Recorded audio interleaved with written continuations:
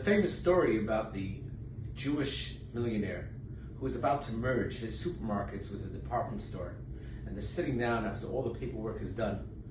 They hand him a pen, they say, "Hey, come sign and let's say l'chaim." The guy says, "I'm sorry, I don't sign my name. My secretary has to do that."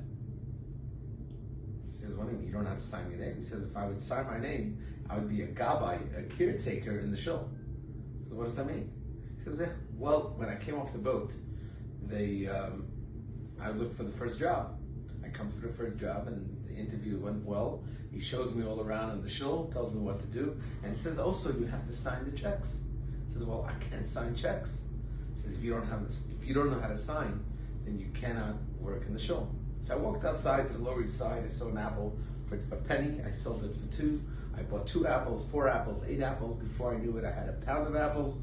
And then I opened up a booth, I opened up a store, I opened up a chain. Had I known how to sign my name, I would still be the gabbai in the shul. So when did this individual's job really start? When he bought the apple, or when he was denied the job? The moment he was denied the job and he had the right approach, that this is a sign that I was able to do bigger and greater things. The destruction of the Holy Temple could be looked at that this is the destruction. This is the destruction. Or this is the time of the rebuilding. People ask me, when did you start building the building? So I tell them, building the building started the moment we took the first hammer and destroyed what was there before. Not when we started putting the bricks. Destruction is part of rebuilding.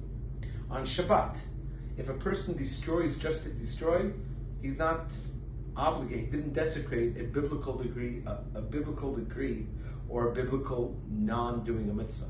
However, if he destroyed it in order to rebuild, the destruction is part of the rebuilding. So we come to Tisha B'av. Of course, it's the most terrible day, sad day in the Jewish calendar. But it's also, inside there, lays the potential for the third Beis HaMikdash, a time when we're going to all gather together, come to Yerushalayim, Eretz Kodesh. But it's not just the Yerushalayim that we have to focus on, but it's also anything that happens in our life. When we feel that destruction, understand that inside, that's the rebuilding. Have an easy fast.